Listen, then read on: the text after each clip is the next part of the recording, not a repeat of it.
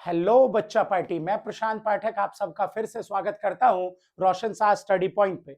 बच्चों, जैसा कि आप सबको पता है कि हम क्लास 11th के लिए काम कर रहे हैं लगातार, और ये 11th क्लास माइक्रो की लास्ट वीडियो आपके लिए आ रही है। और ये वीडियो माइक्रो इकोनॉमिक्स में आपको तकरीबन 6 से 10 नंबर तक लेके जा सकती है, क्योंकि इसमें से एक क्वेश्चन 6 मार्कर और एक क्वेश्चन 4 मार्कर बहुत इंपॉर्टेंट होता है, जो आता है, जो आपके एग्जाम का शायद से आखिरी क्वेश्चन होगा माइक्रो का। ठीक है, तो आओ ध्यान दो। देखो, चैप्टर का नाम क्या है? चैप्टर है आपके पास price determination and simple application. मतलब यहां पे आप कीमत का निर्धारण करना सीखोगे। हिंदी में है कीमत निर्धारण और सामान्य प्रयोग।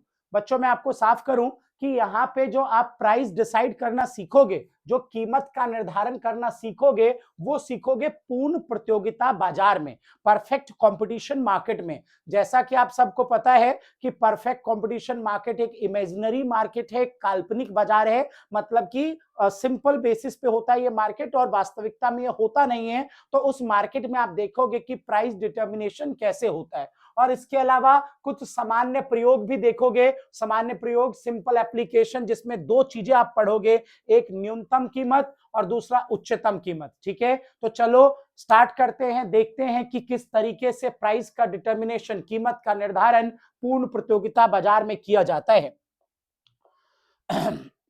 ध्यान देना बच्चों, सबसे पहले मैं आपको, देखो ये हेडिंग है पूर्ण प्रतियोगिता के अंतर्गत बाजार संतुलन का निर्धारण किस तरीके से होता है। तो इस बात को समझने से पहले आपको ये दो छोटी बातें वापस से याद कर लेनी चाहिए कि एक तो बाजार मांग क्या है और दूसरी बाजार पूर्ति क्या है। तो आप सबको पता है, बाजार में उपस्थित समस्त क्रेता की एक वस्तु के लिए जो कुल मांग है, बाजार में वस्तु के जितने भी उपभोक्ता हैं वो सब मिलके एक वस्तु को, किसी भी वस्तु को, एग्जांपल आइसक्रीम, तो जितना वो खरीदना चाहते हैं वो बाजार मांग है। और सेम इसी तरीके से बाजार पूर्ति भी आपको पहले से पता है कि एक वस्तु को बेचने वाले बाजार में जितने भी उत्पादक हैं, विक्रेता हैं, वो सब मिलके कितना कुल बेचना चाहते हैं, वो बाजार पूर्ति है। ठीक है ना? तो यहाँ पे इन्होंने एग्जाम्पल चॉकलेट लिया है, तो आओ देखते हैं कि बाजार में किसी भी चीज का, एग्जाम्पल के तौर पे चॉकलेट, कि उसका प्राइस कैसे डिसाइड होगा। आओ ध्यान देना, इस टेबल की तरफ और इस डायग्राम की तरफ आपकी नजर होनी चाहिए। देखो क्या है, ध्यान दो बच्चों। ये देखो, चॉकलेट की बाजार मांग, चॉकलेट की बाजार पूर्ति, और हम देखने वाले हैं कि किस तरीके से पूर्ण प्रतियोगिता बाजार में संतुलित कीमत का निर्धारण होगा। ठीक है, सपोज करो, पहले टेबल से समझना, सपोज करो बच्चे कि ये कीमत है 2 रुपए, 4 रुपए, 6 रुपए, 8 रुपए, 10 रुपए, और तुम्हें पता है कीमत और मांग में कैसा संबंध होता है, तो डिमांड और प्राइस में, प्राइस और डिमांड में जो है नेगेटिव रिलेशन होता है। ये बात आप सबको पता है। तो देखो, जैसे जैसे कीमत बढ़ती जा रही है, उपभोक्ता अपनी मांग को घटाता जा रहा है। मान लो 2 रुपए की कीमत पर उपभोक्ता 100 इकाई की मांग कर रहा था, 4 रुपए की कीमत पर घटा के 80, फिर 60, फिर 8 पे 40 और फिर 10 पे 20। ये एक उपभोक्ता की चॉकलेट के प्रति, एक उपभोक्ता की नहीं, एक बाजार की चॉकलेट के प्रति जो है ये मांग है। अच्छा, सेम इसी तरीके से बाजार की पूर्ति देखना, बाजार में चॉकलेट की पूर्ति कितनी हो रही है, सभी उत्पादक मिलकर कितनी पूर्ति कर पा रहे हैं। तो बच्चों, हमें पता है कि प्राइस का सप्लाई से रिलेशन पॉजिटिव होता है। तो जैसे जैसे प्राइस बढ़ता जा रहा है, वैसे वैसे सप्लाई देखो क्या होती जा रही है, लगातार बढ़ती जा रही है। अब आप ये देखो कि ऐसा कौन सा पॉइंट आया जहां पे बाजार में मांग और पूर्ति बराबर हो गई। तो इस 60 के स्तर को देखो, इस पे क्या हो रहा है, 60 रुपए, 6 रुपए की कीमत पे, जब कीमत 6 रुपए थी, तो उस समय क्या हुआ, बाजार में चॉकलेट, आइसक्रीम नहीं, चॉकलेट, चॉकलेट की डिमांड भी कितनी है, 60, और चॉकलेट की सप्लाई भी कितनी है, 60। तो ये जो बिंदु बना, इस बिंदु को हम नाम बोलेंगे, नाम देंगे बाजार संतुलन, कि इस बिंदु पे बाजार किसमें है, संतुलन में है। ठीक है, क्यों? क्योंकि इस बिंदु पे मांग और पूर्ति दोनों एक दूसरे के बराबर हो गई है। और जब ऐसा हुआ बच्चों, तो उस टाइम कीमत क्या थी, 6 रुपए। तो इस कीमत को हम नाम देंगे संतुलित कीमत, मतलब कि बाजार में चॉकलेट का प्राइस डिसाइड हो गया 6 रुपए, और कैसा कीमत है ये, संतुलित कीमत है। और क्या खास बात है इस कीमत की, तो इस कीमत की खास बात यह है कि इस कीमत पे चॉकलेट की मांग और पूर्ति बाजार में बराबर हो गई है। समझ गए सभी लोग?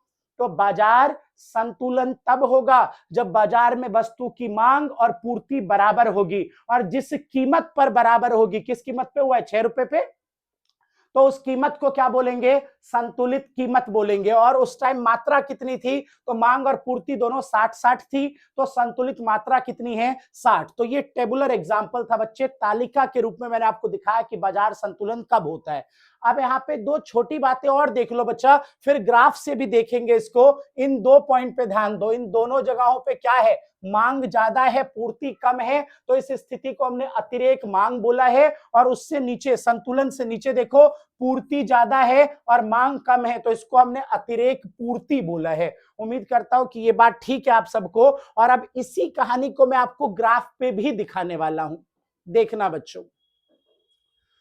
सबको उम्मीद है कि ये पता होगा कि डिमांड कर्व का ग्राफ जो होता है, जो मांग वक्र होता है, उसका ढलान कैसा होता है, डाउनवर्ड, ऋणात्मक। क्यों होता है ऐसा, क्योंकि प्राइस और डिमांड में रिलेशन है नेगेटिव। अच्छा, उम्मीद करता हूं सबको ये भी पता होगा कि सप्लाई कर्व का ग्राफ कैसा होता है, अपवर्ड होता है, धनात्मक होता है, क्योंकि प्राइस और सप्लाई में कैसा रिलेशन है, पॉजिटिव। तो अब बच्चों इस ग्राफ को देखो, जहां पे डाउनवर्ड स्लोपिंग ऋणात्मक ढलान वाला मांग वक्र और अपवर्ड स्लोपिंग धनात्मक ढलान वाला पूर्ति वक्र दोनों एक दूसरे को काट गए, तो इसी बिंदु को हमने नाम दिया बाजार संतुलन, मार्केट इक्विलिब्रियम। और बिल्कुल इस बिंदु के सामने जो कीमत है, हमारे एग्जांपल में 6 रुपए की कीमत, तो इस कीमत को हम कहेंगे संतुलित मात्रा। और बिल्कुल इसके सामने जो संतुलित कीमत बच्चों, ठीक है, और बिल्कुल इसके सामने जो मात्रा है 60, इस मात्रा को हम क्या नाम देंगे, संतुलित मात्रा। क्या कहते हो,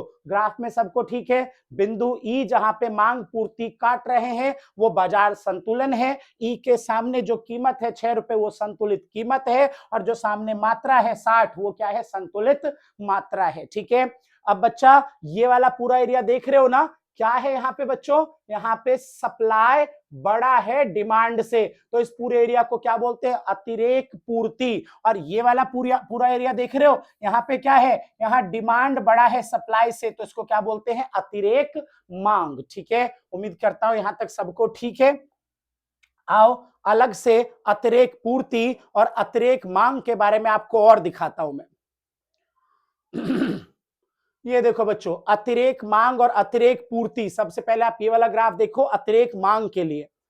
देखो बच्चों क्या हुआ इस ग्राफ में, नोटिस करना, ये रहा आपका सप्लाई कर्व SS, ये रहा आपका डिमांड कर्व DD, देखा सबने, और दोनों ने एक दूसरे को काटा कहां पे, बिंदु ई पे। बिंदु ई का नाम क्या है, बाजार संतुलन, और संतुलित कीमत क्या है, OP, और मात्रा क्या है, OQ। अब मान लो बाजार में संतुलित कीमत से कम कीमत हो जाए, मान लो एक मिनट को कि बाजार में जो कीमत हो गई वो क्या हो गई, संतुलन से कम। तो आप सबको पता है ना कि प्राइस और डिमांड में नेगेटिव रिलेशन है और प्राइस और सप्लाई में कैसा है, पॉजिटिव। तो जैसे ही बाजार में संतुलन से कीमत कम हुआ तो तुरंत प्राइस के कम होते ही डिमांड क्या हो गई, डिमांड बढ़ गई, और प्राइस के कम होते ही तुरंत सप्लाई क्या हो गया, सप्लाई कम हो गया। और बाजार में जो ये गैप आप देख रहे हो, ये जो गैप क्रिएट हुआ, इसको अतिरेक मांग कहते हैं। सबको पता होना चाहिए, सबको ये पता होना चाहिए कि अगर बाजार में कीमत संतुलित कीमत से कम है तो क्या होगा। अरे बहुत सिंपल है यार, अगर संतुलित कीमत से कम कीमत है तो मांग बढ़ जाएगी, पूर्ति घट जाएगी, है ना। कीमत और मांग में कैसा संबंध है, धनात्मक। तो कीमत कम होते ही मांग बढ़ गई, पूर्ति घट गई, और बाजार में स्थिति बन गई किस चीज की, अतिरेक मांग की। ठीक है, बताइए ठीक है। आप यहाँ पे थोड़ा सा ध्यान देना, क्या लिखा हुआ है,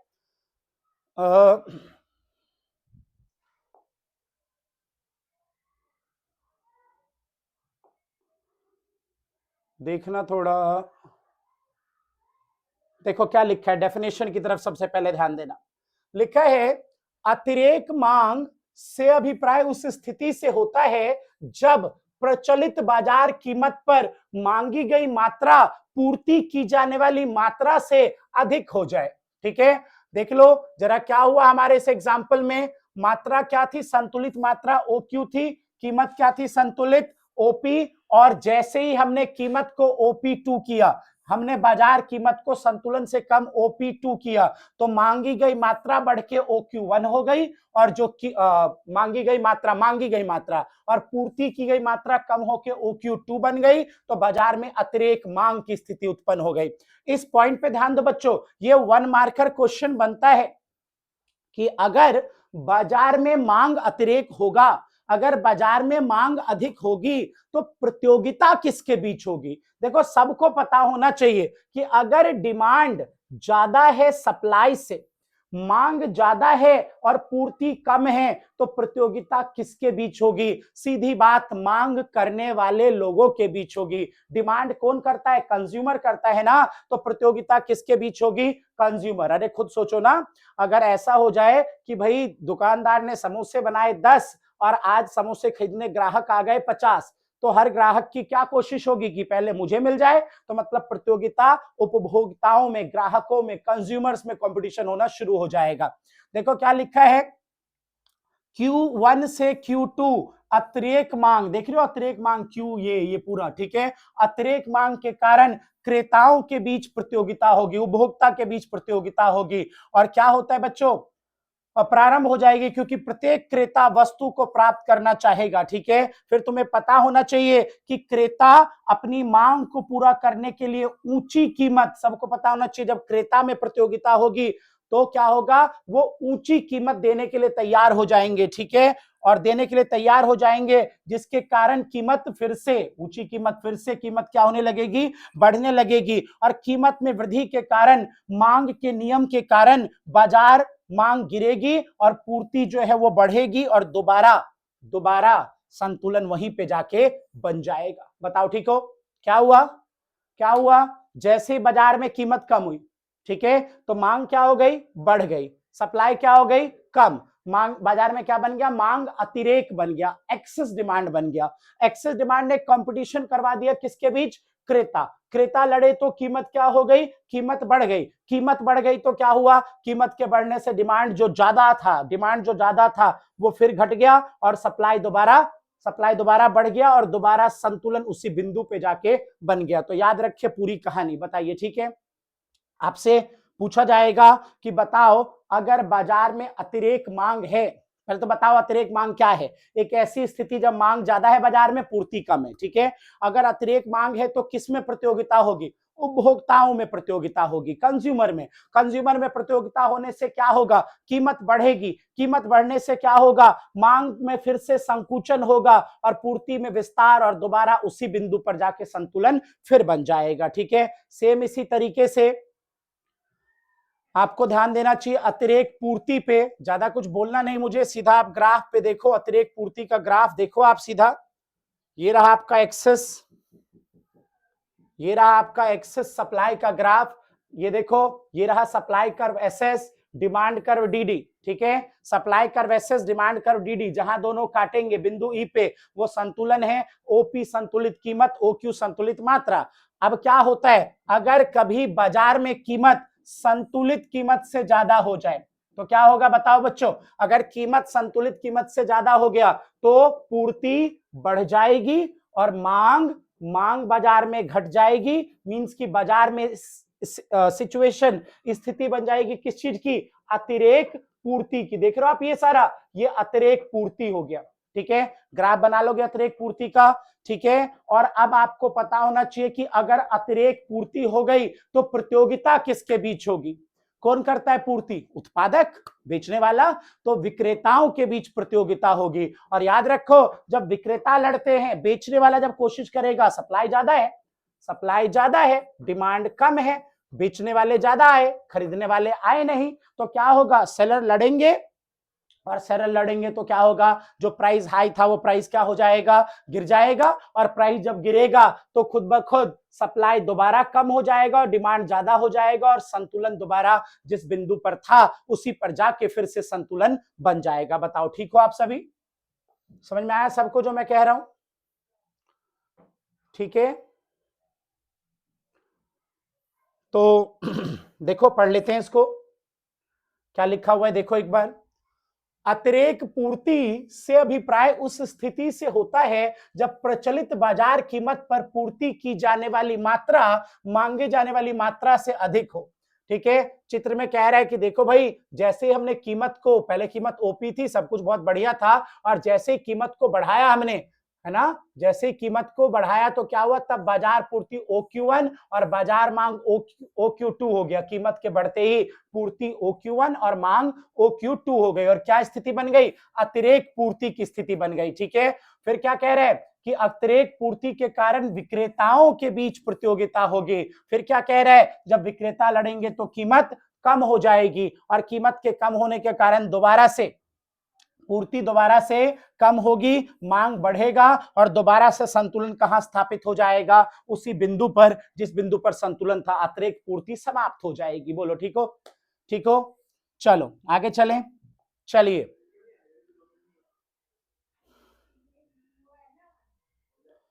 बेटा ये टॉपिक है एक, लेकिन अब सिलेबस का पार्ट नहीं है, फिर भी मैं आपको बता देता हूं, छोटी सी बात है, आप समझ लो।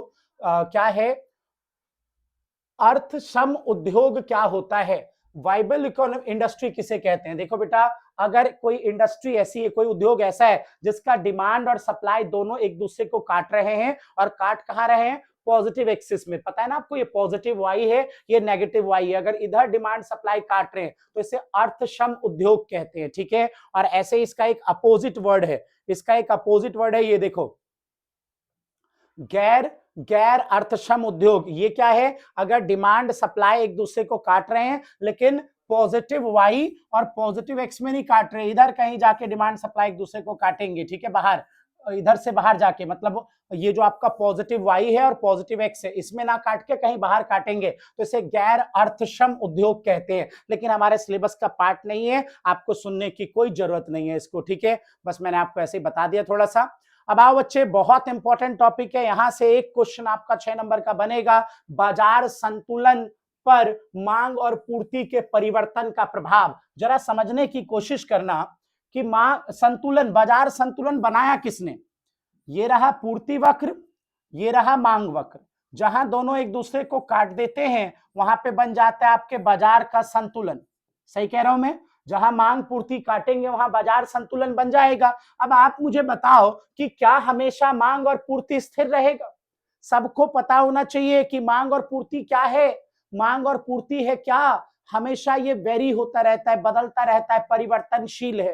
तो अब आप बताओ कि अगर डिमांड थोड़ा सा भी बढ़ा, है ना, अगर डिमांड थोड़ा सा भी घटा, अगर पूर्ति बढ़ी, अगर पूर्ति घटी, तो क्या संतुलन वही रहेगा? बिल्कुल भी नहीं, मांग और पूर्ति के बदलते ही संतुलन बदल जाएगा। और इसी से रिलेटेड आपका 6 नंबर का एक क्वेश्चन आ सकता है, कभी वो मांग बढ़ा देगा, कभी मांग वो घटा देगा, कभी पूर्ति बढ़ा देगा, कभी पूर्ति घटा देगा, और कहेगा कि बताओ बाजार संतुलन पर क्या प्रभाव पड़ेगा। ठीक है, आओ एक एक करके देखते हैं। सबसे पहले देखना, मांग में परिवर्तन अगर होगा तो क्या होगा। ये पहला हेडिंग है, मांग में वृद्धि। ध्यान देना, ध्यान से समझना, अगर मांग में वृद्धि होगी तो क्या होगा। बच्चे, मांग में वृद्धि का पहले तो आपको मतलब उम्मीद करता हूं कि याद होगा, इंक्रीज इन डिमांड का मतलब है सेम प्राइस पे, जो प्राइस था उसी प्राइस पे अगर डिमांड बढ़ जाए, डिमांड बढ़ जाए, उसी कीमत पे मांग बढ़ जाए तो मांग में वृद्धि। और जब मांग बढ़ती है तो मांग वक्र, डिमांड के चैप्टर में हमने पढ़ा था कि जब मांग बढ़ती है तो मांग वक्र कहां चला जाता है, राइट हैंड, सीधे हाथ की तरफ चला जाता है। ये देखो बच्चे, शुरू से सुनना, ये रहा आपका पूर्ति वक्र SS, धनात्मक ढलान, मांग वक्र DD, दोनों ने एक दूसरे को काटा बिंदु E पे, बिंदु E है संतुलन, संतुलित कीमत OP, संतुलित मात्रा OQ, यहां तक सब कुछ नॉर्मल। अब अगर मांग बढ़ा, अगर डिमांड बढ़ी तो क्या होगा, मैं बताता हूं क्या होगा। उसी कीमत ओपी पर डिमांड कर्व कहां चला जाएगा, राइट हैंड, सीधे हाथ की तरफ। मैंने एक बिंदु ले लिया आगे ए, और मांग उसी कीमत ओपी पे, पहले डिमांड कर्व डीडी था ना, अब डिमांड जो है उसी बिंदु, उसी कीमत ओपी पे बिंदु ए पे चला गया। जब बिंदु ए पे चला गया तो डिमांड कर्व जो पहले डीडी था वो आगे की तरफ बढ़ गया, D1 पे चला गया। उम्मीद करता हूं सब समझ गए। पहले दोनों बराबर थे, बिंदु ई पे संतुलन था, लेकिन अब डिमांड कहां चला गया, आगे चला गया, राइट वर्ड, सीधे हाथ की तरफ खिसक गया। ठीक है, अब बताओ बच्चों, क्या अब संतुलन है। नहीं जी, अब संतुलन नहीं है। तो फिर क्या है बाजार में? अब है मांग आधिक्य, डिमांड एक्सेस। आप देख रहे हो डिमांड इतना अधिक आगे चला गया। अब आप बताओ, पीछे हमारी बात हुई थी कि अगर मांग आधिक्य होगा, डिमांड एक्सेस होगा, तो किसमें प्रतियोगिता होगी? डिमांड कौन करता है? तो डिमांड कंज्यूमर करता है ना, उपभोक्ता। तो उपभोक्ताओं में प्रतियोगिता होगी। ये जो ई से ए आप देख रहे हो, जो मैंने आपको ए पॉइंट डाल दिया, ये ई से ए डिमांड एक्सेस है, मांग आधिक्य। और इस अधिक मांग की वजह से प्रतियोगिता, कंपटीशन किसमें होगा?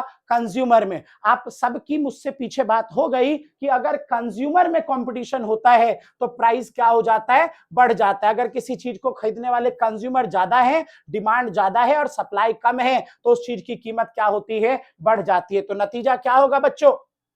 जो कीमत, संतुलित कीमत पहले ओपी थी, वो अब बढ़ के क्या हो जाएगी? OP1। और अब आप सबको पता है कि अगर कीमत बढ़ेगी तो कीमत के बढ़ने से मांग का संकुचन और पूर्ति का विस्तार ये होना शुरू हो जाता है। तो कीमत के बढ़ते ही मांग जो बिंदु ए पे था, ए से E1 तक, उसका संकुचन हो जाएगा और पूर्ति का ई से E1 तक विस्तार हो जाएगा। अंतिम बात कि अब मांग और पूर्ति दोनों एक नए बिंदु पर आ चुके हैं, जिसका नाम है बिंदु E1। अब मांग और पूर्ति दोनों कहां आ चुके हैं? एक नए बिंदु पे, जिसका मांग क्या है? जिसका नाम क्या है? बिंदु E1। अब नया संतुलन बिंदु E1 पर है। संतुलित मात्रा OQ से बढ़कर क्या हो गई बच्चों? OQ1। और संतुलित कीमत तो पहले ही आपने देखा बढ़ के क्या हो चुकी है? OP1। तो आपके सामने क्वेश्चन ऐसे आएगा कि एक वस्तु का बाजार संतुलन में है और उस वस्तु की मांग बढ़ने से, ठीक है, संतुलन बाजार संतुलन, संतुलित मात्रा और संतुलित कीमत पर पड़ने वाले प्रभावों को बताइए। तो आपको ये डायग्राम बना के इस तरीके से एक्सप्लेन करना है। आप इस डायग्राम का स्क्रीनशॉट कर लो बच्चों। कर दूं, हटा दूं? चलो ध्यान देना, ये था मांग में वृद्धि। अच्छा बच्चों, एक और बात बताना चाहता हूं तुम्हें। कई बार सीधा नहीं बोलते वो कि मांग में वृद्धि का संतुलन पर क्या असर पड़ेगा, ये बताओ, ऐसे नहीं बोलते। कई बार क्वेश्चन को घुमा भी देते हैं।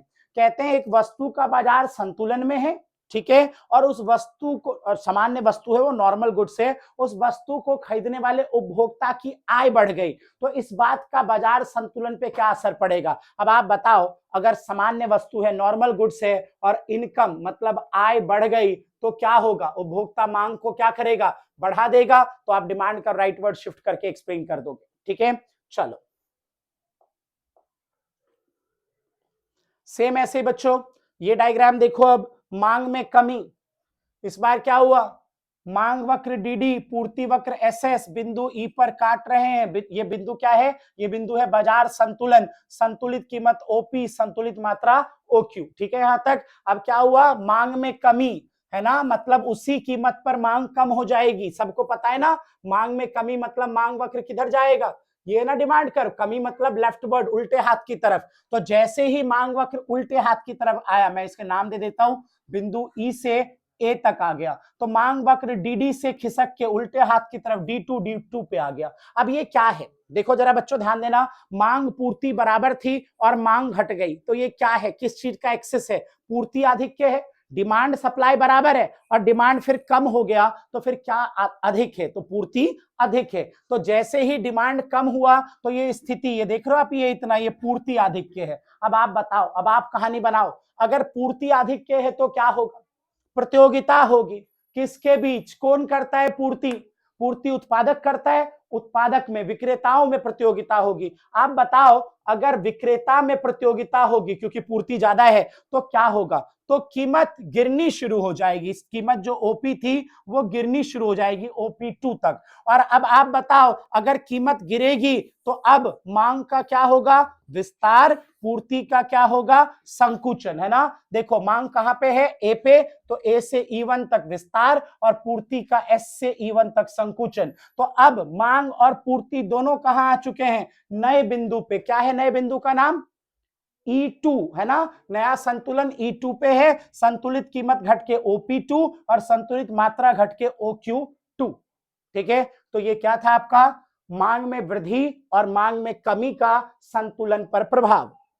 सेम ऐसे ही बच्चों, सेम ऐसे ही अब आ जाओ आप पूर्ति में परिवर्तन। ये लो जी, पूर्ति में अगर वृद्धि हो गया तो संतुलन पे क्या असर पड़ेगा, ध्यान देना।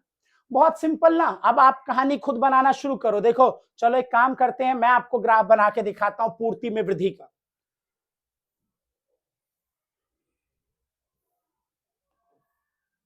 ठीक है, मैं आपको पूर्ति में वृद्धि का ग्राफ बना के दिखाता हूं, तैयार हो जाओ। देखो सपोज करो ये रहा आपका y एक्सेस, x एक्सेस 0, ये रहा पूर्ति वक्र एस एस, मांग वक्र डी डी, दोनों एक दूसरे को काट रहे हैं बिंदु ई पे। बिंदु ई है बाजार संतुलन, ओपी है संतुलित कीमत, ओक्यू है संतुलित मात्रा। ठीक है, चलो अब क्या किया हमने, क्या बोल रहा हूं मैं, क्या पढ़ रहे हैं हम, पूर्ति में वृद्धि। तो पूर्ति में वृद्धि का मतलब उसी कीमत पर पूर्ति वक्र कहां चला जाएगा। जैसे ही बेटा किसी भी चीज में वृद्धि बोलेंगे तो उसका ग्राफ राइट वर्ड सीधे हाथ की तरफ, और कमी मतलब ग्राफ कहां, उल्टे हाथ की तरफ। तो जैसे ही पूर्ति में वृद्धि होगी तो पूर्ति वक्र पूर्ति ई से ए तक बढ़ गया। ठीक है, अगर पूर्ति ई से ए तक बढ़ गया तो पूर्ति वक्र जो एस एस पे था वो कहां आ जाएगा बच्चों, एस एस से कहां आ जाएगा, S1 पर। ठीक है, अब तुम बताओ बाजार में क्या अतिरेक है, ये क्या एक्सेस है। डिमांड सप्लाई दोनों बराबर थे और सप्लाई आगे चला गया तो ये किस चीज का एक्सेस है मार्केट में, क्या अतिरेक है, पूर्ति अतिरेक की स्थिति है। अब आप बताइए पूर्ति अतिरेक होगा तो किसमें प्रतियोगिता होगी, तो उत्पादक प्रोड्यूसर लोग आपस में प्रतियोगिता करेंगे।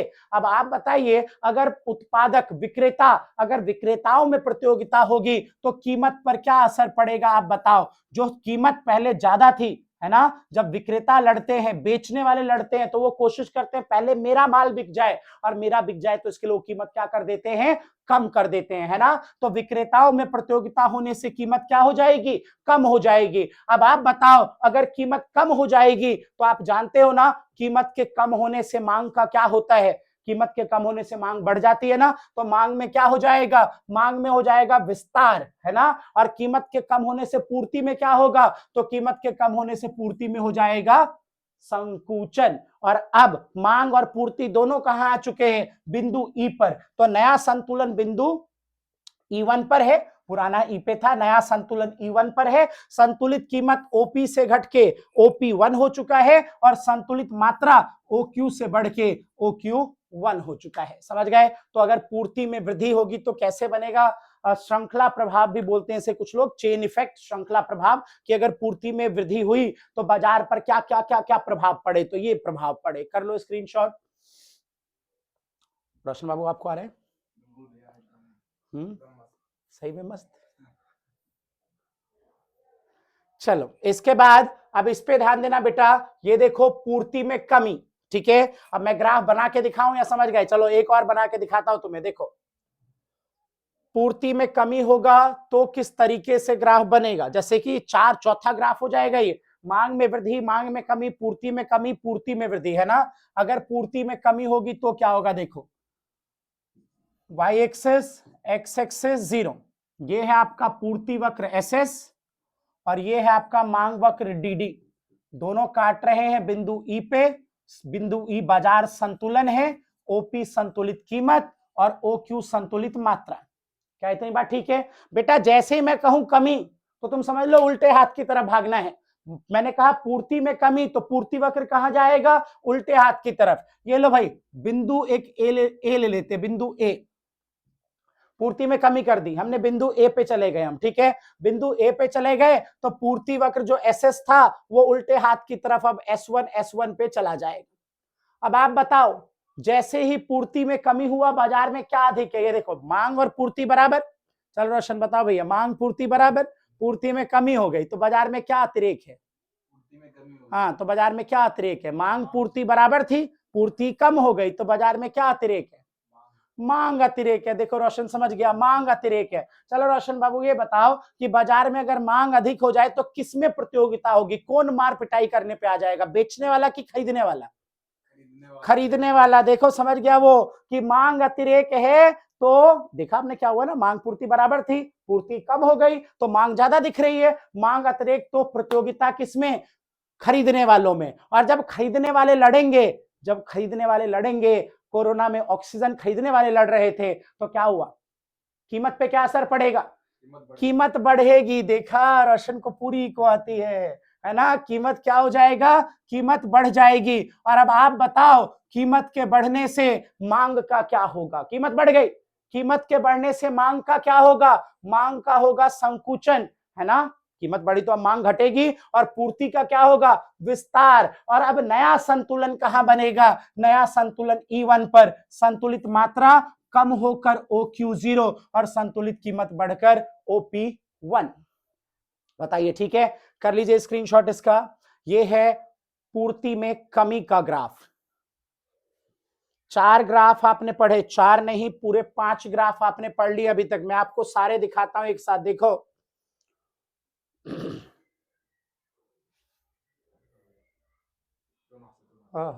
ऐसे थोड़ा सा सदमे में चला गया, हो गया, हो जा भाई। हाँ, ये देखो, सबसे पहले बच्चों आपने क्या देखा, सबसे पहले आपने ये देखा कि जहां पे ये वाला, जहां पे मांग और पूर्ति एक दूसरे को काटेंगे, उस बिंदु को क्या बोलेंगे, बाजार संतुलन। ठीक है, उसके सामने जो कीमत है वो संतुलित कीमत, और जो मात्रा है वो संतुलित मात्रा। फिर क्या देखा आपने कि अगर बाजार में कीमत संतुलित कीमत से ज्यादा हो जाए, इधर देखो, इधर अगर बाजार में कीमत क्या हो जाए, संतुलित कीमत से ज्यादा, कहां गया ग्राफ हमारा,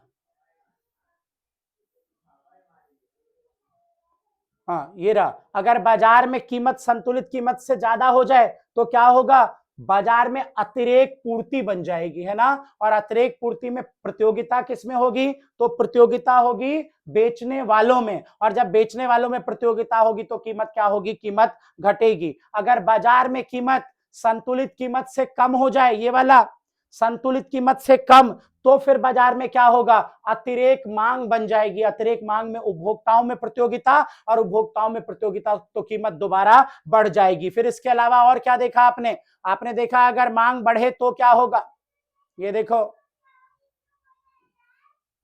मांग बढ़ेगा तो मांग वक्र सीधे हाथ की ओर, और सीधे हाथ की ओर मांग वक्र मतलब अतिरेक मांग की स्थिति। अतिरेक मांग, ये देखो ना, इतने से अतिरेक मांग, अतिरेक मांग से उपभोक्ताओं में प्रतियोगिता, कीमत बढ़ेगी।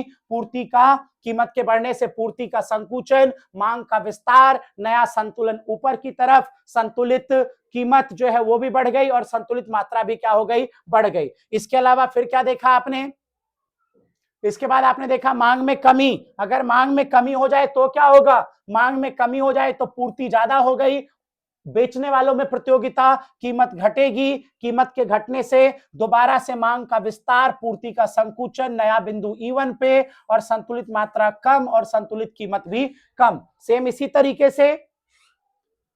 इसी तरीके से आपने फिर देखा अगर पूर्ति बढ़ जाए तो क्या होगा, तो फिर आपको पता चल चुका है, पूर्ति बढ़ेगी तो पूर्ति अतिरेक की स्थिति है।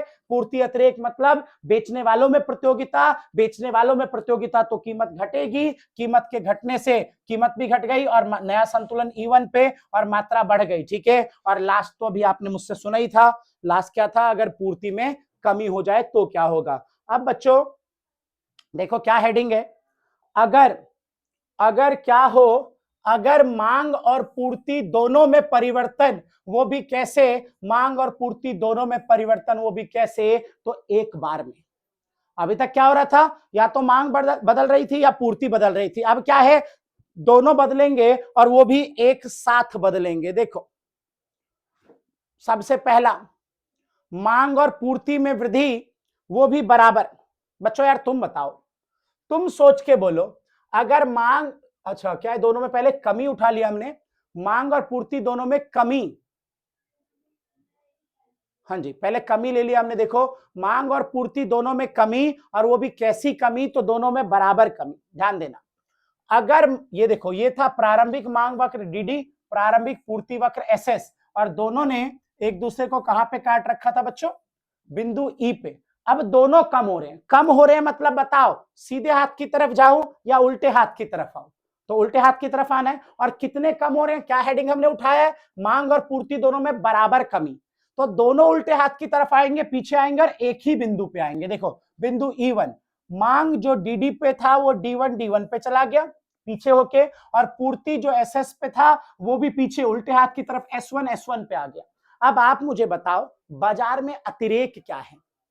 कुछ भी नहीं ना रोशन बाबू, दोनों बराबर थे। डिमांड जितना गिरा करेक्ट उतना ही पूर्ति भी गिर गया। ठीक है, तो अतिरेक कौन है? कोई भी नहीं।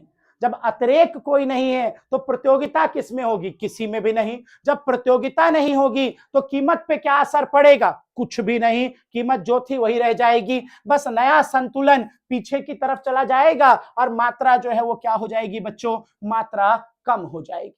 ठीक है, संतुलित मात्रा कम हो जाएगी। स्क्रीनशॉट करो, ये क्या था? मांग और पूर्ति दोनों में बराबर कमी। समझा पा रहे हैं ना रोशन बाबू?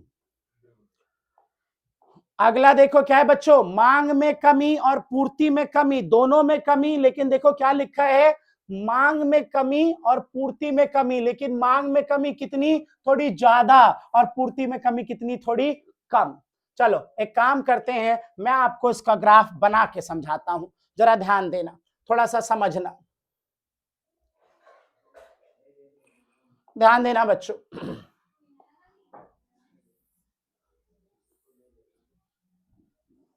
y एक्सेस x एक्सेस 0,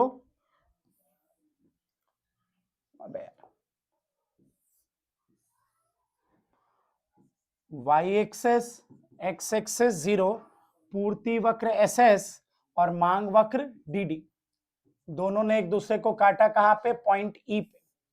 संतुलन बिंदु E, संतुलित कीमत OP, संतुलित मात्रा OQ। अब मैंने क्या कहा आपको कि मांग भी गिरा लेकिन थोड़ा ज्यादा, और डिमांड भी गिरा, सब पूर्ति भी गिरा लेकिन थोड़ा कम। दोनों गिरे लेकिन मांग ज्यादा गिरा, पूर्ति कम गिरा। भैया दोनों को गिरना है, बताइए लेफ्टवर्ड जाए कि राइटवर्ड जाए, आगे जाए कि पीछे जाए? ऑब्वियस सी बात है, गिरना है मतलब पीछे। ठीक है, पीछे मैं 2 पॉइंट ले रहा हूं, एक थोड़ा दूर जिसका नाम बिंदु A है, और एक ज्यादा दूर नहीं, थोड़ा सा ही दूर बिंदु B। अब बताओ, हम यहाँ पे हैं, अभी मांग पूर्ति यहाँ है, दोनों घटाना है, पूर्ति को कम और मांग को ज्यादा घटाना है, तो पूर्ति को निकाल देते हैं बिंदु B से। ठीक है, और मांग को ज्यादा घटाना है ना, तो मांग को निकाल देते हैं बिंदु A से। ये लो जी, चलो देखो और बताओ मुझे, दोनों कम हो गए, ध्यान देना। मांग, ये पेन वाला हाथ मांग है और ये पूर्ति है, दोनों बराबर थे। मांग ज्यादा गिरा और पूर्ति थोड़ा गिरा, तो बाजार में अतिरेक क्या है? एक्सेस क्या है रोशन? क्या है एक्सेस भाई? फिर से पूर्ति एक्सेस है। अब आप बताओ, पूर्ति एक्सेस, सारी कहानी वही, पूर्ति एक्सेस है तो किसमें प्रतियोगिता होगी? बेचने वालों में। बेचने वालों में प्रतियोगिता होगी तो संतुलित कीमत का क्या होगा? संतुलित कीमत गिर जाएगी। संतुलित कीमत गिरेगी तो मांग का क्या होगा? मांग का विस्तार होगा। पूर्ति का क्या होगा? पूर्ति का संकुचन होगा। नया संतुलन कहां बनेगा? E1 पे। संतुलित मात्रा OQ से कम होके OQ1, और संतुलित कीमत तो पहले ही कम हो चुका था। बताओ ठीक हो? ठीक है, ठीक है, चले चलें आगे बढ़ते हैं। आगे देखो, चलो यहीं पे तुम्हें मैं ये भी सिखा देता हूं कि अगर मांग और पूर्ति दोनों कम हो लेकिन मांग में कमी थोड़ी कम और पूर्ति में कमी थोड़ी ज्यादा हो जाए तो क्या होगा? पिछली बार क्या था? मांग में कमी ज्यादा और पूर्ति में थोड़ी कम कमी थी, तो क्या होगा वो देखो। तुम अब खुद दिमाग लगाना, इतनी देर से सुन सुन के इतना तो समझ में आ गया होगा मैं क्या करने वाला हूं। रोशन तुझे आ गया समझ में? क्या होने वाला है बता भाई, क्या करेंगे हम? दोनों को कम करना है ना, क्या करेंगे? दोनों को कम करना है तो राइटवर्ड जाएंगे कि लेफ्टवर्ड जाएंगे? सीधे हाथ की तरफ कि उल्टे हाथ की तरफ? घटाना है ना, घटाना है तो घटाना मतलब पीछे जाना ना, हम इधर भागेंगे पहली बात, है ना, उल्टे हाथ की तरफ आएंगे। बस पूर्ति को ज्यादा घटाना है तो दूर एक पॉइंट लेंगे पूर्ति के लिए और थोड़ा पास में ही एक पॉइंट लेंगे मांग के लिए, है ना। ठीक है, मांग वक्र निकलेगा B से, इसको कम घटाना था ना, तो मांग वक्र B से निकला D1 D1, और पूर्ति कहां से निकलेगा? बिंदु A से, उससे ज्यादा घटाना था ये। ठीक है, बोलो भाई, बताओ मुझे बाजार में कौन अतिरेक होगा। दोनों बराबर थे, ये हाथ मांग है और ये पूर्ति है। मांग थोड़ा घटा, पूर्ति ज्यादा घटा, तो अतिरेक कौन है? कौन एक्सेस है बाजार में? मांग अतिरेक है। ये जो देख रहे हो आप एरिया, ये क्या है? ये डिमांड एक्सेस है। तुम बताओ, जब डिमांड एक्सेस है तो किसमें प्रतियोगिता होगी? जब मांग ज्यादा है तो किसमें प्रतियोगिता होगी? उपभोक्ताओं में प्रतियोगिता होगी। और जब उपभोक्ता लड़ते हैं तो बताओ कीमत का क्या होता है? कीमत बढ़ जाती है। और जब कीमत बढ़ती है तो तुम्हें पता है मांग का संकुचन, पूर्ति का विस्तार, और दोबारा नया संतुलन कहां पे? बिंदु E1 पे। संतुलित मात्रा घट के OQ0, कुछ भी नाम यहाँ पे, मात्रा का नाम आप कुछ भी दो, कोई फर्क नहीं पड़ता। संतुलित मात्रा OQ0 या OQ1 कुछ भी बोल दो आप, और कीमत बढ़ के OP1। बताइए, ठीक है? आप आया सबको समझ में? चलें आगे। एक साथ इसमें क्या हो रहा था? एक साथ दोनों घट रहे थे। 3 केस हमने पढ़े इसमें। पहला हमने ये पढ़ा कि अगर, स्क्रीनशॉट कर लो, पहला हमने ये पढ़ा कि अगर मांग और पूर्ति दोनों बराबर घटे तो क्या होगा। दूसरा हमने पढ़ा कि मांग ज्यादा घटे और पूर्ति कम घटे तो क्या होगा। और तीसरा हमने पढ़ा कि मांग जो है वो थोड़ा और पूर्ति ज्यादा घट जाए तो क्या होगा। ठीक है, तीनों के ग्राफ ठीक है सबको? दोबारा देखना तो नहीं है, समझ में आ चुका है अच्छे से? चलो अब आ जाओ, एक बार देखना हो तो वीडियो दोबारा चला के देख लेना, ठीक है? चलो अब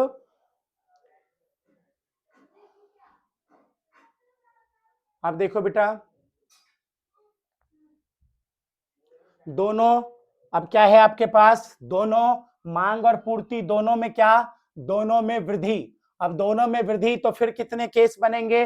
3 केस बनेंगे। लो जी फटाफट समझो। केस पहला, मांग और पूर्ति दोनों बढ़े, और कितने बढ़े? बराबर बढ़े। तो लो क्या होगा? बढ़ना मतलब सीधे हाथ की तरफ बढ़ना, आगे की तरफ भागेंगे हम, ठीक है? भागेंगे आगे, दोनों आगे चला जाएगा। दोनों अभी यहां थे ना, डिमांड सप्लाई यहां थे, दोनों यहां से कहां चले जाएंगे? बिंदु E1 पे।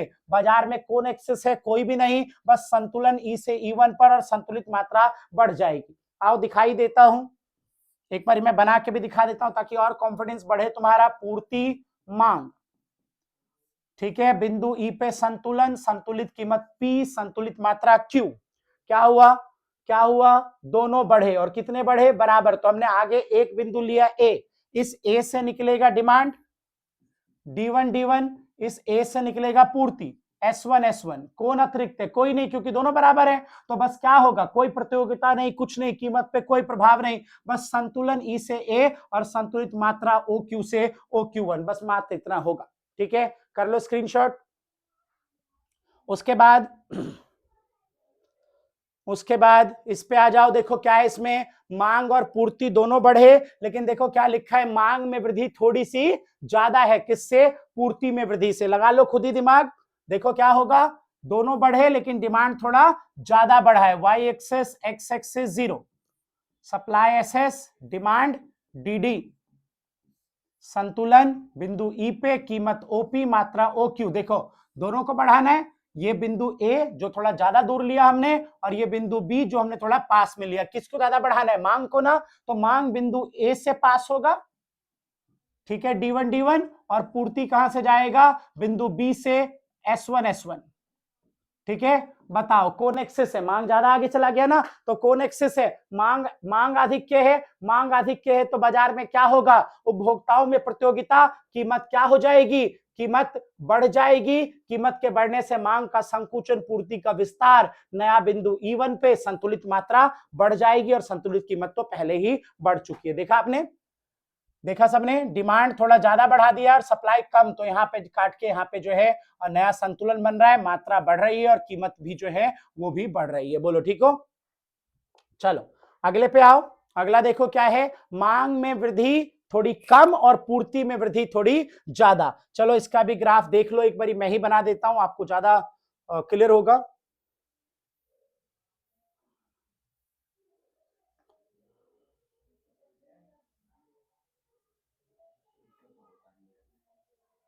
बहुत देर से चल रहा है ना? हाँ, ये देखो जी, आओ देखो, वाई एक्सेस, एक्स एक्सेस 0, ये है आपका पूर्ति वक्र SS, ये है मांग वक्र डीडी।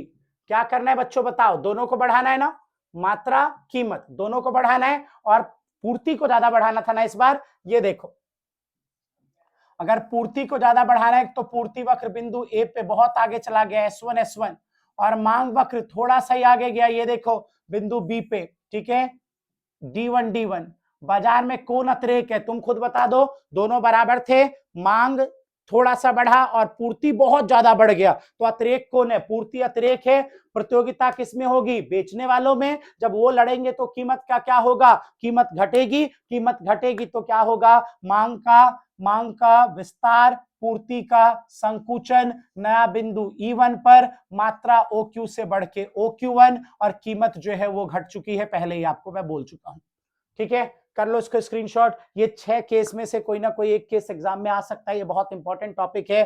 कि वैसे देखो पिछले 4-5 साल से मैं देख रहा हूं कि सिंपल आ रहा है, सिंपल आ रहा है मतलब या तो डिमांड बढ़ाएगा या डिमांड घटाएगा, या तो सप्लाई बढ़ाएगा सप्लाई घटाएगा, एक को चेंज करेगा। और याद रखना कि डायरेक्ट चेंज नहीं करेगा। जैसे मैं एक एग्जांपल देके तुम्हें समझा भी देता हूं, वो बोलेगा, सुनना ध्यान से, एक मांग या पूर्ति के जो निर्धारक तत्व आपने पढ़े थे ना वहां से जोड़ देगा।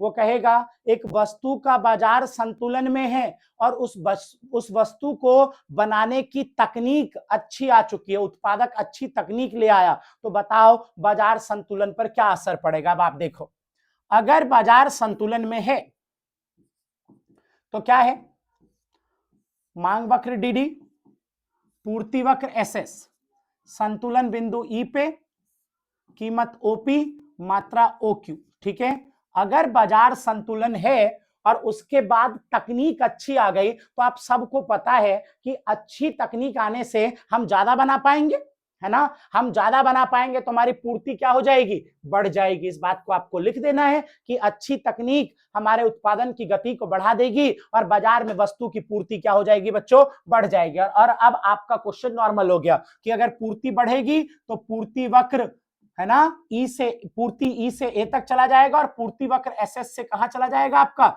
S1 पे। ठीक है, ये कौन सी स्थिति बन गई बाजार में, पूर्ति अतिरेक की। अब सारी कहानी आपको पता है, पूर्ति अतिरेक की स्थिति बन गई, प्रतियोगिता होगी, उत्पादकों विक्रेताओं में प्रतियोगिता, और उस प्रतियोगिता से बाजार में कीमत क्या हो जाएगा, कीमत कम हो जाएगी। कीमत के कम होने से मांग का विस्तार, पूर्ति का संकुचन, नया संतुलन E1 पे और संतुलित मात्रा क्या हो जाएगी, बढ़ जाएगी। तो कहने का मतलब कि ग्राफ वही सारे हैं, थोड़ा घुमा के पूछ सकते हैं। जैसे मैं और बोलता हूं, एक जैसे मैं ये बोलता हूं, मान लो X और Y दो वस्तु है, ठीक है, और वस्तु X का बाजार संतुलन में है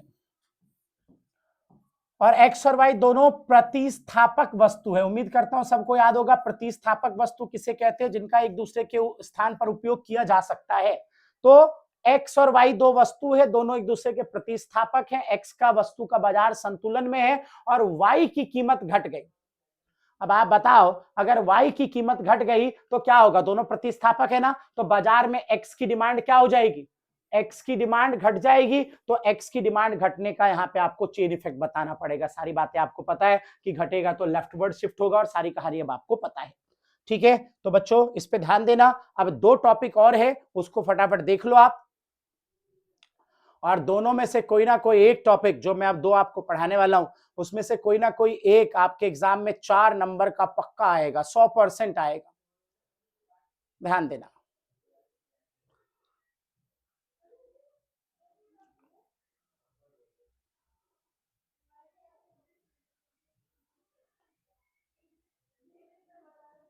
हाँ जी, बहुत इंपॉर्टेंट टॉपिक, बहुत इंपॉर्टेंट टॉपिक। टॉपिक का नाम है उच्चतम कीमत, प्राइस सीलिंग।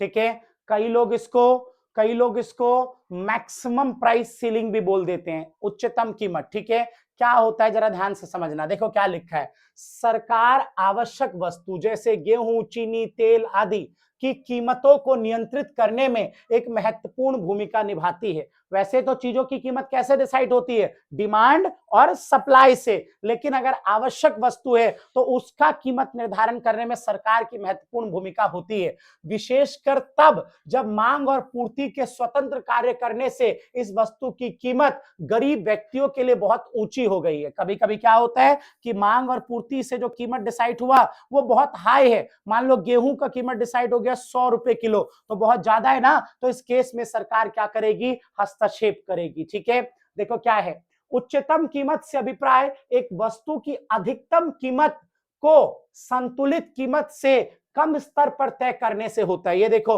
अभी जैसा कि मैंने उदाहरण में बोला कि मांग और पूर्ति ने जो, ये रहा मांग डीडी और पूर्ति एसएस, और मान लो वस्तु का नाम है गेहूं, तो गेहूं का कीमत मांग और पूर्ति से 100 रुपए डिसाइड हुआ। डिमांड और सप्लाई ने डिसाइड किया कि 1 किलो गेहूं बराबर 100 रुपए, तो संतुलित कीमत बहुत अधिक है, तो सरकार संतुलित कीमत से कम पे अधिकतम कीमत डिसाइड कर देगी कि भैया कोई भी गरीब बंदा गेहूं अब इस कीमत से जो हम बता रहे हैं, सपोज सरकार बता रही है 25 रुपए किलो, ठीक है, तो इससे महंगा कोई गेहूं नहीं खरीदेगा, ये अधिकतम कीमत है, इससे ज्यादा कोई कंज्यूमर पेमेंट नहीं करेगा, तो इसी को हम अधिकतम कीमत या उच्चतम कीमत का नाम देते हैं। दोबारा एक बार डेफिनेशन देखो क्या लिखा है, उच्चतम कीमत से अभिप्राय एक वस्तु की अधिकतम कीमत को संतुलित कीमत से कम स्तर पर, याद रखना उच्चतम कीमत कहां निर्धारित होती है, जो संतुलित कीमत होगी उससे कम पे। कौन करती है निर्धारित, सरकार करती है निर्धारित। और उच्चतम कीमत सरकार क्यों निर्धारित करती है, जब आवश्यक वस्तु की संतुलित कीमत बहुत अधिक हो जाती है। ठीक है, उच्चतम कीमत से अभिप्राय सरकार द्वारा एक वस्तु की कीमत की ऊपरी सीमा के निर्धारण से है। ठीक है, उम्मीद करता हूं डायग्राम में आप इस बात को समझ गए। इंग्लिश में इसे प्राइस सीलिंग कहते हैं बच्चों। ये रहा डायग्राम, देखो यहाँ पे मांग वक्र डीडी, पूर्ति वक्र एसएस ने जो कीमत डिसाइड की वो बहुत ज्यादा है, सरकार ने उच्चतम कीमत का निर्धारण कर दिया है। जब बच्चा सरकार उच्चतम कीमत निर्धारित करेगी कि इससे महंगा कोई कंज्यूमर नहीं खरीदेगा, तो इस केस में बाजार में क्या होगा बेटा, चीजों का अभाव हो जाएगा। अभाव समझते हो, शॉर्टेज, चीजें कम पड़ जाएंगी, उपभोक्ता तो खरीदने आ गया लेकिन विक्रेता बेचने को तैयार नहीं है इस कीमत पे, तो बाजार में वस्तुओं का क्या हो जाएगा बेटा, अभाव। याद रखना, अभाव की वजह से बाजार में कुछ उत्पादक काला बाजारी शुरू कर देंगे। काला बाजारी का क्या मतलब होता है, सरकार की बताई हुई कीमत से महंगा बेचना शुरू कर देंगे। ठीक है, सरकार ने ये कीमत बताई ना, इससे महंगा बेचना शुरू कर देंगे, काला बाजारी। और काला बाजारी को रोकने के लिए सरकार अपने राशन की दुकानों से गरीब लोगों को आवश्यक वस्तु, जिसमें गेहूं, चावल, चीनी, गैस है ना, ये आवश्यक वस्तु इस कीमत पर देना शुरू कर देगी। ठीक है, आओ मैं तुम्हें दिखा देता हूं। देखो क्या लिखा हुआ है, उच्चतम मूल्य के प्रभाव से ए बी, जो डायग्राम में आपने देखा था, के बराबर पूर्ति में कमी उत्पन्न हो जाएगी, जिससे काला बाजारी होने लगेगी। ठीक है, क्या है काला बाजारी, काले बाजार से अभिप्राय उस बाजार से होता है जिसमें वस्तु को सरकार द्वारा तय उच्चतम कीमत से ऊंची कीमत पर बेचा जाता है। ठीक है, और सरकार काला बाजारी से बचने के लिए क्या करेगी बच्चों, तो देखो सरकार काला बाजारी से बचने के लिए राशनिंग करेगी। राशनिंग क्या है, तो राशनिंग सरकार द्वारा अपनाई जाने वाली एक तकनीक है जिसके जरिए आवश्यक वस्तु की न्यूनतम मात्रा को संतुलित कीमत से कम कीमत पर बेचा जाता है, ताकि गरीब समुदाय आसानी से क्या कर पाए, वो आवश्यक वस्तु को खरीद पाए। जो सरकार ने कीमत बताई थी, जैसे ही सरकार देखेगी बाजार में काला बाजारी हो रही है, तो सरकार ने जो उच्चतम कीमत का निर्धारण किया है, इसी वाली कीमत पे, ये जो कीमत आप देख रहे हो, इसी कीमत पे सरकार गरीब लोगों को राशन की दुकानों से जो आवश्यक वस्तु वो देना शुरू कर देगी। तो बेटा ये वीवीआई क्वेश्चन है 4 नंबर का। ठीक है, उच्चतम कीमत सरकार कब डिसाइड करती है, प्राइस सीलिंग सरकार कब करती है, जब किसी आवश्यक वस्तु का संतुलित कीमत पता चल गया ना, जहां पे मांग और पूर्ति काटते हैं वहां पे जो कीमत होती है, अगर संतुलित कीमत अधिक है तो गरीब लोगों की मदद के लिए सरकार उच्चतम कीमत का निर्धारण करती है, और यह कीमत संतुलित कीमत से कहां होता है बेटा, नीचे होता है। और उच्चतम कीमत में क्या होता है, वस्तुओं का अभाव होता है, जिसकी वजह से काला बाजारी शुरू होगी, और काला बाजारी क्या है, तो सरकार की बताई हुई कीमत से महंगे पे बेचना, और काला बाजारी को रोकने के लिए सरकार राशनिंग करेगी। ठीक है, चलिए आगे बढ़ते हैं, एक और टॉपिक बस, ये इसको देख के लग रहा है मुझे इससे नींद आ रही है, लेकिन एक टॉपिक और। ठीक है, चलिए न्यूनतम कीमत, या इसका एक और नाम, एक और टॉपिक और बहुत आसान टॉपिक, न्यूनतम कीमत या न्यूनतम समर्थन कीमत, जिसको आप एमएसपी का नाम देते हो। ये सरकार क्यों करती है बच्चों, ये सरकार करती है बच्चा उत्पादकों की मदद के लिए। देखो बेटा, जैसे कि सरकार उपभोक्ताओं को सोचती है, सेम सरकार उत्पादकों के बारे में भी सोचती है। कई बार क्या हमारे देश में ना मौसमी कृषि होती है, सारे किसान एक मौसम में एक ही चीज की खेती करते हैं, तो कई बार क्या होता है कि बाजार में चीजों की पूर्ति ज्यादा आ जाती है और मांग कम रह जाती है। तो अगर ऐसा होगा कि पूर्ति ज्यादा मांग कम, तो मांग और पूर्ति से जो संतुलित कीमत होगा वो बहुत कम रह जाएगी। मान लो टमाटर की कीमत डिसाइड हो गई, संतुलित कीमत 3 रुपए किलो, तो अगर संतुलित कीमत टमाटर का 3 रुपए किलो हो जाएगा, तो टमाटर की खेती करने वाले किसानों के बारे में सोचो। अगर 3 रुपए किलो पे वो टमाटर बेचेंगे तो उनको कितनी हानि होगी, कितना नुकसान होगा, वो अपना लागत भी नहीं निकाल पाएंगे। तो इस केस में सरकार उत्पादकों की मदद के लिए, उत्पादक में स्पेशली कौन होते हैं यहाँ पे, किसान, उनकी मदद के लिए संतुलित कीमत से ऊपर कीमत का निर्धारण कर देती है। ठीक है, और इसी कीमत को आप नाम किस चीज का दे देते हो, देखो जरा क्या नाम है इसका, न्यूनतम कीमत, है ना। सरकार, ये नाम का बड़ा लोचा है। संतुलित कीमत बहुत कम थी और इसलिए किसानों की मदद के लिए सरकार ने संतुलन से ऊपर कीमत का निर्धारण कर दिया, तो न्यूनतम कीमत। संतुलित कीमत बहुत ज्यादा थी तो गरीबों के लिए सरकार ने नीचे डिसाइड कर दिया, तो अधिकतम कीमत, है ना। ध्यान रखें, नाम का फेर नहीं खाना है आपको। तो ध्यान देना, जैसे सरकार क्या करेगी बच्चों, जैसे ही सरकार संतुलित कीमत से ज्यादा पे कीमत का निर्धारण करेगी, न्यूनतम कीमत निर्धारित करेगी, तो बाजार में क्या होगा बेटा, अतिरेक हो जाएगा। मतलब इस कीमत पे सारे उत्पादक बेचने को तैयार हैं, लेकिन जो बड़े बड़े डीलर हैं वो उत्पादकों से, किसानों से खरीदना नहीं चाहते। बाजार में अतिरेक हो जाएगा, सप्लाई ज्यादा हो जाएगी।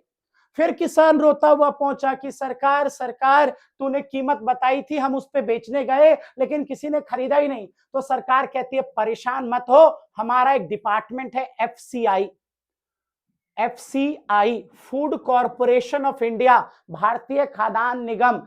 जब तेरा ये क्रॉप ना बिक पाए, जो हमने कीमत बताई है उस पे अगर तू ना बेच पाए, तो तू परेशान मत होइयो, सस्ते में मत बेच दियो, हमारे एफसीआई के पास आ जाइयो। एफसीआई तेरा ये सारा सरप्लस स्टॉक खरीद के रख लेगा और क्या बना लेगा बच्चों, बफर स्टॉक। आप सबने ये वर्ड सुना होगा, बफर स्टॉक क्या होता है। सरकार के पास राशन का बड़ा स्टॉक होता है जिसे क्या कहते हैं, बफर स्टॉक। और जब भी आपातकाल की स्थिति होगी, शॉर्टेज होगा, तो सरकार इसी बफर स्टॉक का उपयोग करेगी गरीबों के लिए, है ना। वो पीछे देखा था जब कमी हो गई थी तो गरीबों को सस्ते रेट पे राशन की दुकान से राशन दिया जा रहा था, तो वो राशन कहां से आता है, इसी बफर स्टॉक से आता है। ठीक है, आओ देखो एक बार इसे पढ़ लेते हैं, 1 सेकंड लगेंगे बस, जल्दी से जल्दी पढ़ लेंगे हम। क्या है, ध्यान देना बच्चों, न्यूनतम कीमत से अभिप्राय सरकार द्वारा संतुलित कीमत से ऊपर तय की गई उस न्यूनतम कीमत से होता है जो उत्पादकों को उनके उत्पादन के लिए दी जानी चाहिए। ठीक है, न्यूनतम कीमत का अर्थ कीमत की निचली सीमा को तय करने से है जो कि विशेष वस्तु और सेवाओं के लिए वसूली जाती है।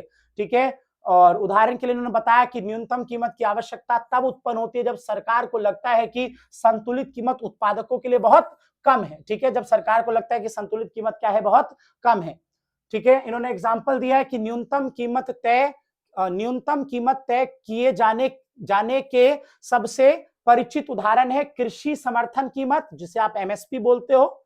ठीक है, और एक और है न्यूनतम मजदूरी अधिनियम। सरकार जो गरीब मजदूर होते हैं उनके लिए न्यूनतम मजदूरी डिसाइड करती है। सपोज करो बाजार में रेट डिसाइड हुआ कि एक मजदूर की मजदूरी 300 रुपए होगी, सरकार ने कहा ये तो बहुत कम है, ये लो न्यूनतम कीमत 700 रुपए होगी। मतलब लेबर कम से कम कितने रुपए पे जाएगा काम करने के लिए, 700 रुपए पे। ठीक है, ठीक है सबको।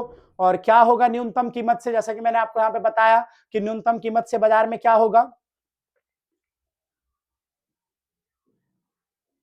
देखो क्या लिखा हुआ है, न्यूनतम कीमत सामान्य संतुलित कीमत से ऊपर के स्तर पर तय की जाती है, इससे अतिरेक पूर्ति होती है क्योंकि उत्पादक वह सभी नहीं बेच पाते, मतलब कि उस कीमत पे वो नहीं बेच पा रहे, अतः गैर कानूनी रूप से वस्तु या सेवाओं को न्यूनतम कीमत से कम कीमत पर बेचते हैं। तो सरकार न्यूनतम कीमत से कम पे नहीं बेचने देती, सरकार किसको ऑर्डर देती है, अपने डिपार्टमेंट को, एफसीआई। और एफसीआई क्या करता है, जितना भी एक्स्ट्रा क्रॉप है सारा खरीद के क्या बना लेता है, बफर स्टॉक बना लेता है। और जब शॉर्टेज होती है तो यही बफर स्टॉक गरीबों को सस्ते रेट पर सरकार प्रोवाइड करवाती है।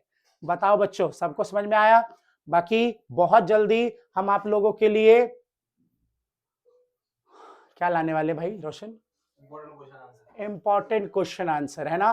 तुम लोगों के मैसेज लगातार देख रहे हैं हम, ठीक है? उसमें तुम कह भी रहे हो कि भाई कुछ इंपॉर्टेंट हो जाए, तो डोंट वरी, पूरी तैयारी है, सारे इंपॉर्टेंट क्वेश्चन आपको करवा दिए जाएंगे, बेफिक्र रहे आप, और वन शॉट में करवाए जाएंगे। आप एक ही बार बैठना, 6-7 घंटे के लिए पढ़ लिख के बिल्कुल टॉप मार के कहानी खत्म करना, ठीक है? चलिए, जय श्री राम, पढ़ते रहिए, बढ़ते रहिए।